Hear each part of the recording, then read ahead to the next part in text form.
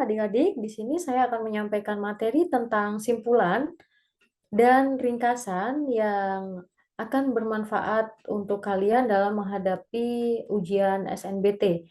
Simpulan berarti sesuatu yang disimpulkan, hasil menyimpulkan, atau kesimpulan. Nah, bisa berarti juga kesudahan pendapat, yaitu pendapat terakhir yang berdasarkan pada uraian sebelumnya, atau keputusan yang diperoleh berdasarkan metode berpikir induktif atau deduktif. Nah, bentar. Oke, di sini simpulan atau ide pokok setiap paragraf itu termuat di dalamnya. Nah, simpulan sendiri didapat dari hasil berpikir melalui penalaran deduktif. Nah, artinya penalaran ini dimulai dari pernyataan yang bersifat umum dan diikuti dengan pernyataan khusus. Nah, deduktif sendiri dibagi menjadi 3 macam, yaitu hubungan sebab-akibat, kemudian hubungan akibat sebab, dan silogisme. Kalau hubungan sebab-akibat, itu polanya dimulai dari suatu sebab, kemudian dicari dan dirunut kemungkinan akibat-akibatnya. Nah, yang kedua, akibat sebab itu kebalikannya. Pola ini dimulai dari suatu akibat, lalu dicari kemungkinan sebab-sebabnya. Selanjutnya yaitu silogisme. Pola ini dimulai dengan mengemukakan pernyataan yang umum, premis umum atau mayor diikuti pernyataan khusus, yaitu premis khusus atau minor, ditarik kesimpulan terhadap hal yang khusus. Yang kedua yaitu penalaran induktif. Penalaran deduktif dimulai dengan mengemukakan pendapat atau hal-hal atau peristiwa yang bersifat khusus, lalu ditariklah sebuah simpulan umum berdasarkan hal-hal yang bersifat khusus. Nah, yang termasuk penalaran induktif yaitu hubungan sebab-akibat, hubungan akibat-sebab, dan generalisasi serta pola analogi.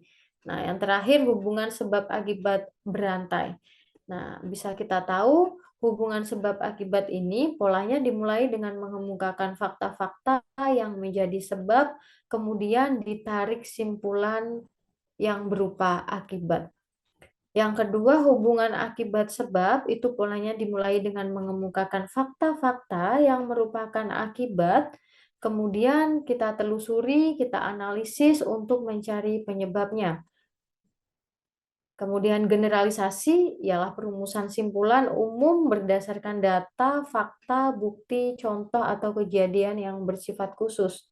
Sedangkan pola analogi yaitu pengambilan simpulan dengan asumsi bahwa jika kedua hal atau lebih memiliki beberapa kesamaan penting, maka dalam aspek lain pun memiliki kesamaan, atau penggunaan pembanding untuk mengambil simpulan atas suatu hal yang memiliki persamaan sifat dasar. Artinya, analogi ini membandingkan kedua hal yang memiliki kesamaan. Sedangkan hubungan sebab akibat berantai, yaitu pola yang dimulai dengan mengemukakan fakta-fakta yang menjadi sebab, kemudian diikuti akibatnya. Akibat ini membawa akibat berikutnya lagi, demikian seterusnya. Nah, selanjutnya ringkasan, yaitu meringkas berarti menjadikan ringkas atau memendekkan, mengikhtisarkan atau mengambil intisari suatu karangan cerita dan sebuah pembicaraan.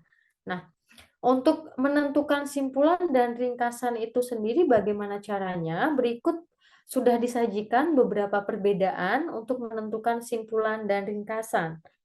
Simpulan caranya yang pertama membaca naskah dan menentukan informasi yang merupakan kata kunci pada teks.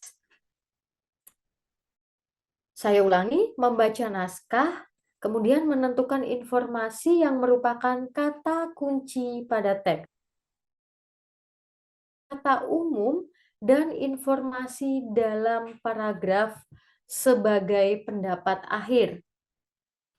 Selanjutnya, memberikan alasan pendapat tersebut jika diperlukan.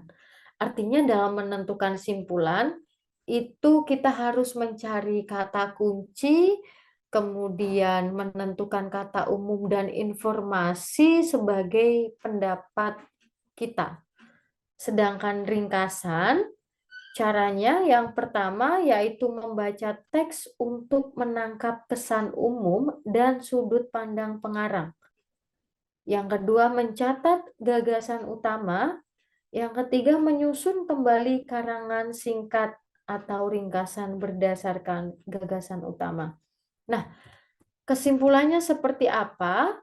Menyimpulkan teks berarti mencari informasi atau hal yang dibahas dari masing-masing paragraf dalam wacana. Simpulan adalah menggabungkan hal yang dibahas, menentukan inti teks, ditambah pendapat. Tentu harus mencerminkan seluruh isi dalam teks. Sedangkan ringkasan adalah gagasan utama yang disusun berurutan. Artinya, keduanya sama-sama memendekkan suatu bacaan atau hal yang dibahas dalam masing-masing paragraf. Bedanya, untuk menentukan ringkasan, gagasannya harus berurutan. Sedangkan untuk simpulan tidak harus berurutan. Nanti contohnya akan disertakan di soal. Terima kasih, itulah pembahasan tentang materi simpulan dan ringkasan yang akan kalian butuhkan untuk menghadapi SNBT.